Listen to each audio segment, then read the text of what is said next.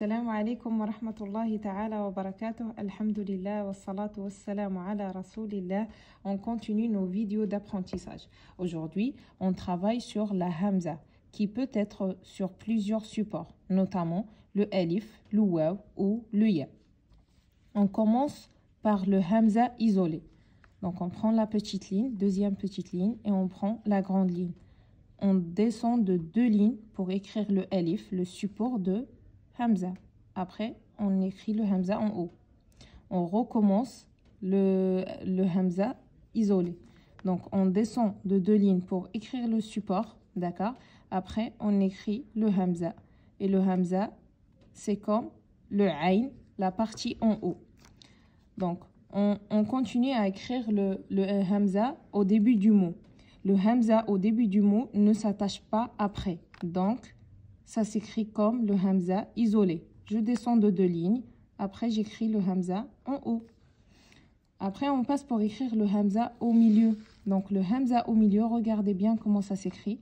On commence par un trait avant. Après, on monte de 2 lignes. Et on écrit le hamza en haut. D'accord?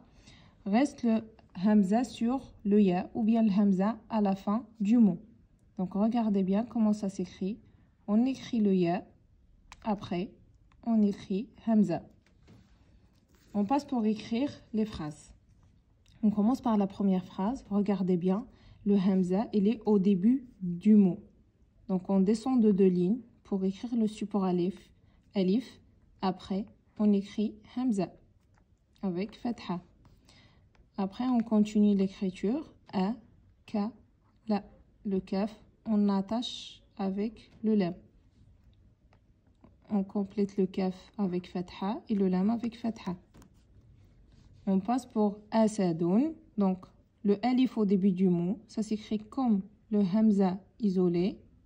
Donc, on descend de 2 lignes. Après, on écrit hamza en haut, a, et on passe pour écrire le signe au début. Et on attache avec le del. Doun. Ukrima. Donc, on commence par le hamza au début encore. On descend de 2 lignes pour écrire le support. Après, c'est le hamza avec dhamma. Le hamza, il ne s'attache pas après. Donc, on continue l'écriture. Le kaf au début. On attache avec le ra. On complète le kaf. Ukri. Le ra, il ne s'attache pas après. Donc, on écrit le mim à la fin. Ukrima. La dernière phrase, on commence par alif, lam. Je commence par le alif, je descends de 2 lignes. Après, c'est le lam. On attache avec le ba, avec le support de hamza, qui est le ya au milieu, et le ra à la fin. On complète le mot pour le point en bas, c'est le ba. Le hamza sur le support de ya, c'est le hamza. Al-bi-ru. Avec dhamma. Mamlou'atun. Donc, on commence par le mim au début. Après, on attache avec le mim au milieu. Et on attache avec le lam et le waw.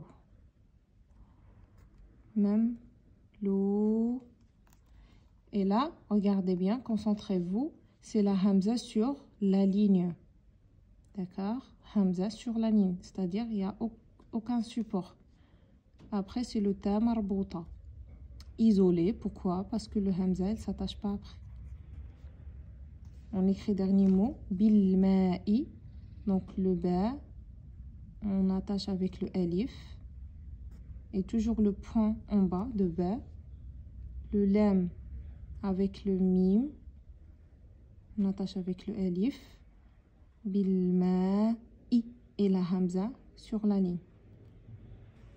Wassalamu alaikum wa rahmatullahi ta'ala wa barakatuh.